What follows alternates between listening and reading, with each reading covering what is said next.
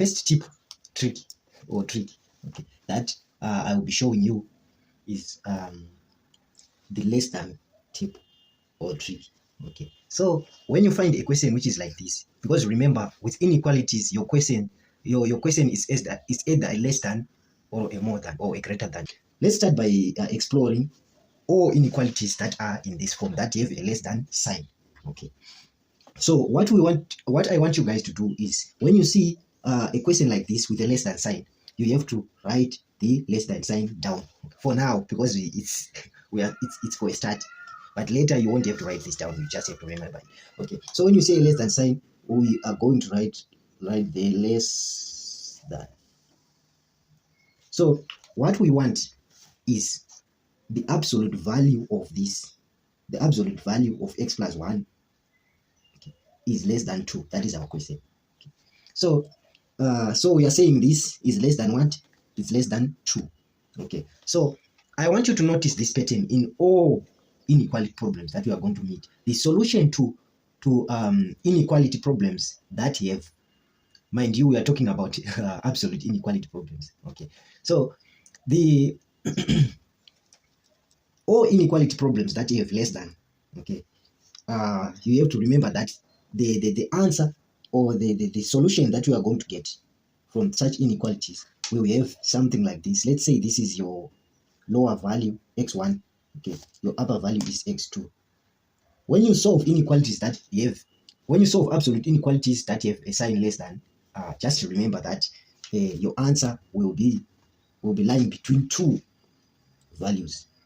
Okay, it will be lying between two values like this. This is where your answer will lie, between x1 and x. So your x will be between these two values. So what was the point of writing less than? Okay, so less than, I want you to always pronounce less than as less than.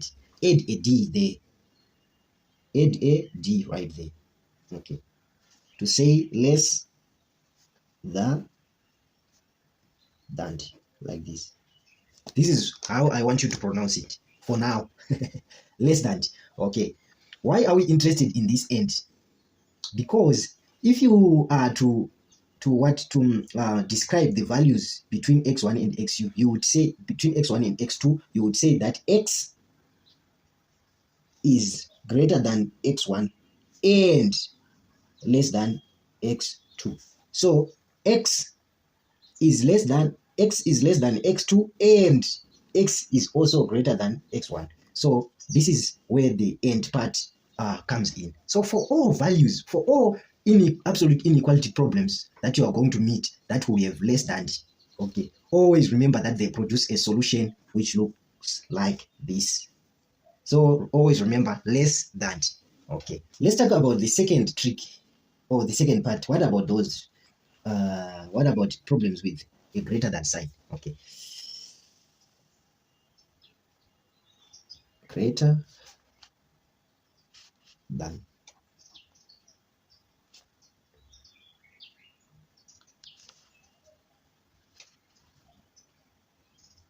Greater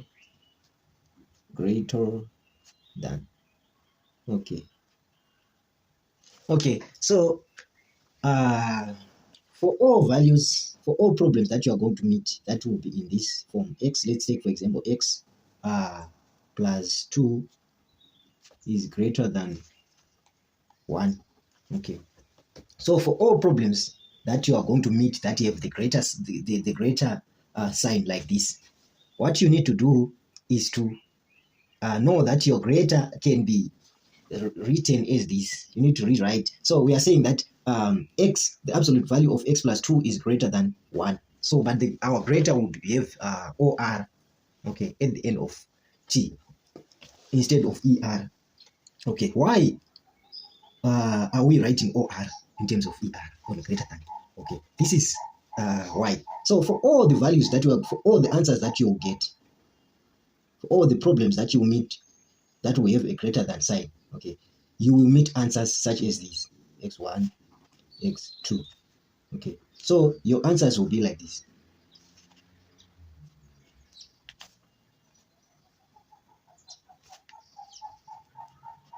So your x will be this is x and this is x. X will be greater than, okay, we are on this part. X, it will be greater than x2. X2 will be x will be greater than x, or x will be less than x1, like this. So this is basically what you will get. All the answers that, for all the problems, for all the absolute value inequalities that you are going to meet, your answers will be in these two forms. All the absolute value inequalities that you are going to meet. Okay, so when you see less than, just know that we are saying that the answer that we are going to get will be will have an end, and the range of values will lie between two values. For all inequalities that we have greater than, okay, like this second case, your values will have your values of x will be a combination of two separate ranges. Okay, for example, this example that you see here. Okay, so we are saying that your x will be less than a certain value. Okay, and also your x will be more than a certain value. So that is what we mean. So the second option is special cases, or the second chapter. Okay, so we are going to look at special cases. So there have been studies that have shown that have come up with these two special cases that I'm going to show you. So you can safely try these. They work very well. They will save you a lot of time if you know this. Okay, so if ever you see an inequality, or an absolute inequality problem, okay, with a greater than or equal to sign, okay, and the other side is a negative, okay, but the side that you have to evaluate is said to be more than, okay, the side that is a negative. Just know that the answer is a set of all real numbers from negative infinity to positive infinity. Okay, this is what I'm trying to say. If you look at this inequality, any number that you plug in there, because we are saying the absolute value of this is will produce a positive number. So any number that we get from here will be positive. So we are comparing a positive number to a negative number. So always a positive number will be more than what? A negative number. No matter what we put in here, okay, right there, whether we put -2 or what, at the end of the day, the absolute sign will make this part positive, making it always greater than any negative number. So when you see something like this, just know that, don't waste your time. Just know that x lies in the element of real numbers. Okay, just know that your answer will be from negative infinity to positive infinity. That will be where your x will lie. Okay, so on this left part, okay, if you look at this closely, we are saying that the absolute value, so whenever the absolute value of 5x plus 7 is less than or equal to -2, okay, so this, just by observation, you notice that this part is negative, but we are saying that this negative part is more than the part which we know that is always going to be positive because of the absolute sign. So the left side here, we are always going to produce a positive number. So that positive number can never be less than a negative number. That cannot happen. So when you see a less than sign and a negative number, just know that you have no solutions, or your solution lies, your set of x is empty set. This is how you write it. Okay, so x is an empty set. We have no solution to this. Okay, so another last trick that I want to tell you, you already know it. If we are dividing by a negative number, let's say that we have -2. Okay, let's say that we are, for all inequalities, let's say that we are saying a -2x plus 1, okay, like this, okay, is more than 4, like this. When you divide by a negative, let's say we just divide by a -1. When you divide by a negative, your sign will change. So this side will be 2x plus 1. Because you have divided by negative, your sign will change, will look like this, and then it will be like -4. So your sign will flip whenever you are dividing with a negative.